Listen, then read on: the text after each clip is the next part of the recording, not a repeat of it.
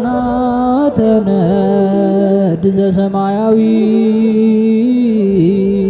ማይፈድ በእንተ በግዑ እቀብዋ ነዛቲ ያዘድ።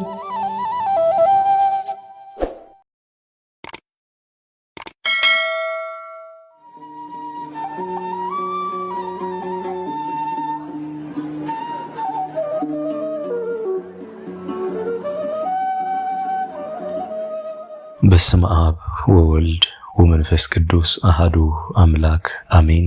ሰላም እንደምንቆያችሁን ውድ የሊቃናት ሚዲያ ቤተሰቦቻችን፣ አሜን። የእግዚአብሔር ስሙ ከዘላለም እስከ ዘላለም የከበረ የተመሰገነ ይሁን። በዚህ ቪዲዮ ይዘንላችሁ የምንቀርበው ታኅሳስ 17 የሚነበብ ስንክሳር ሲሆን ለዚህ ቁም ነገር አዘል ቻናል አዲስ የሆናችሁ እህት ወንድሞቻችን ካላችሁም ቻናሉን ሰብስክራይብ በማድረግ እንዲሁም የደወል ምልክቱን በማብራት ቤተሰብ እንድትሆኑ ከወዲሁ የአክብሮት ግብዣችንን አቀረብን። ወደ ቪዲዮ እንሂድ። መልካም ጊዜ።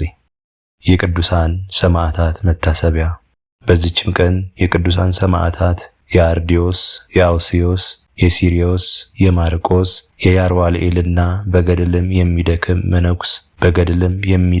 መነኩሴ የናትናኤል መታሰቢያቸው ነው። በረከታቸውም ከእኛ ጋር ትኑር ለዘላለሙ አሜን። ዕረፍቱ ለቅዱስ ሉቃስ ዘአምድ። ታኅሳስ 17 በዚች ቀን ቅዱስ ሉቃስ ዘአምድ የሥጋው ፍልሰት ሆነ። እርሱም ከፋርስ ሀገር ነው። በመጀመሪያ በመቶ ጭፍራ ላይ መኮንን ሆኖ ተሹሞ ነበር። ከዚህም በኋላ ሹመቱን ትቶ የምንኩስናን ልብስ ለበሰ። በምስራቅ አገር ካሉ ገዳማትም በአንዱ ገዳም እየተጋደለ ብዙ ወራት ኖረ። የምንኩስናንም ሥራ ተጋድሎውንና ትሩፋቱንም በፈጸመ ጊዜ በዚያ ገዳም ውስጥ ቅስና ተሾመ። በተሾመም ጊዜ በዚያ በኖረበት መጠን የብረት ልብስን ለበሰ። ከዚያችም ወዲህ 6 ቀን የሚጾም ሆነ። በክርስቲያን ሰንበት ቀንም ቀድሶ ሥጋውንና ደሙን ይቀበላል። ከዚህም በኋላ ከጎመን ጋር አንድ የዳቦ ለከት ይመገባል። ከዚህም በኋላ ከአምድ ላይ ወጥቶ በላዩ 3 ዓመት ቆመ። በስሙም ሲጠራውና ከዚያም አምድ ላይ እንዲወርድ ሲያዘው የመልአክን ቃል ሰማ። የብርሃን መስቀልንም አሳየው። ወርዶም ያን መስቀል ተከተለው። ከገዳም ወደ አንዱ ገዳም እስካደረሰውም ድረስ መራው። በዚያም የሚኖር ሆነ። ሰዎችም ሁሉ ወደ እርሱ እየመጡ በትምህርቱ ይረጋጉ ነበር።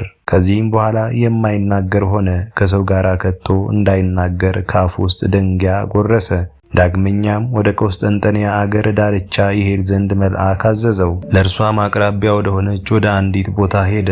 ከምሰሶ ላይ ወጥቶ ታላቅ ተጋድሎን እየተጋደለ በላዩ 45 ዓመት ኖረ። እግዚአብሔርም የመፈወስ ሀብትን ሰጠው። አስደናቂዎች ተአምራትን በማድረግ ወደ እርሱ የሚመጡትን ብዙዎች በሽተኞችን ፈወሳቸው። እግዚአብሔርም ከዚህ ዓለም ድካም ሊያሳርፈው በፈቀደ ጊዜ በዚህ ወር በ18ኛው ቀን አረፈ። የሚያገለግለውም ረድ ለጳጳሳት አለቆችና ለካህናት አለቆች ስለ ዕረፍቱ ነገራቸው። እነርሱም መስቀሎችን፣ ሕንፃዎችን፣ መብራቶችን ከመያዝ ጋር በዚያን ጊዜ ተነስተው ወደ መኖሪያው ሄዱ። በላዩም ጸልየው ተሸክመው ወደ ቆስጠንጥንያ ከተማ ወሰዱት።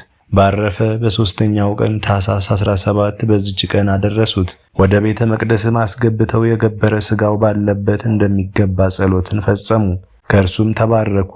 የተሰበሰቡትም ሁሉ ተባረኩ። ከዚህም በኋላ ከእርሱ አስቀድሞ የቅዱሳን ሥጋቸው ወዳለበት ሳጥን ውስጥ ጨመሩት። እግዚአብሔርም እጅግ ጠቃሚ የሆኑ አስደናቂዎች ተአምራትን አብዝቶ ገለጠ።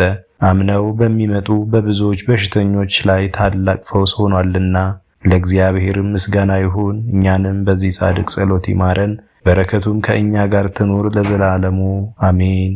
አስጀምሮ ላስፈጸመን ለልዑል እግዚአብሔር ክብር ምስጋና ይሁን መቼ ለዘላለሙ አሜን። ውድ የሊቃናት ሚዲያ ቤተሰቦቻችን ታኅሳስ 17 የሚነበብ ስንክሳር ይህን ይመስል ነበር። በቀጣይ በአዲስ ክፍል እስከምንገናኝ ድረስ እግዚአብሔር ቸር ያቆየን። መልካም ጊዜ